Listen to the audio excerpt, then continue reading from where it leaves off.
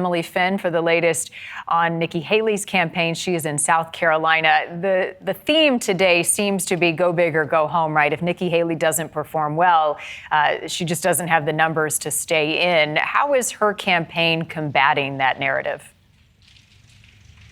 Well, go big or go home definitely does seem to be the theme of the day here, Marnie. We are here at Patriots Point in Mount Pleasant, South Carolina, Nikki Haley's home state for this crucial make or break moment for her campaign. She's indicated that she has no intention of dropping out of the race. That's as long as she still has support among voters, but that all could change after today. She's coming off of her only primary win so far. That was in D.C., and she kicked off an aggressive campaign tour, making stops in North Carolina, Maine, Vermont, and Massachusetts, then ending the string of events in Texas last night. She held a final rally in Fort Worth because Texas is one of the states voting in today's primary elections.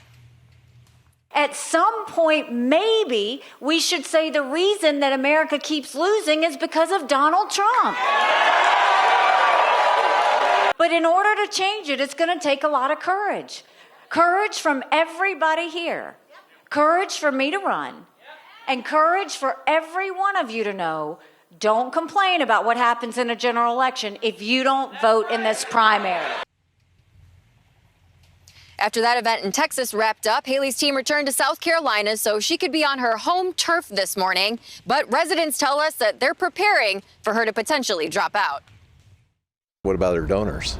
So if the donors see Super Tuesday as a wash or it doesn't turn out as well as she expected, then the donors will back up and then that'll force her to make a decision. I think she's done really well, but I think she's going to have to acquiesce and just give it up and say, you know what, I gave it my best.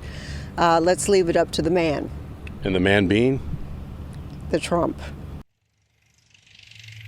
And something that we're tracking here in South Carolina with Nikki Haley's team, they don't have any events planned after Super Tuesday, after today. In fact, they don't have any campaign ads that they're scheduled to release either. So those could be some indications that the Haley team is getting preparations together to potentially bow out here, Marnie. Yeah, could be very telling. Okay, Emily, thank you. Super Tuesday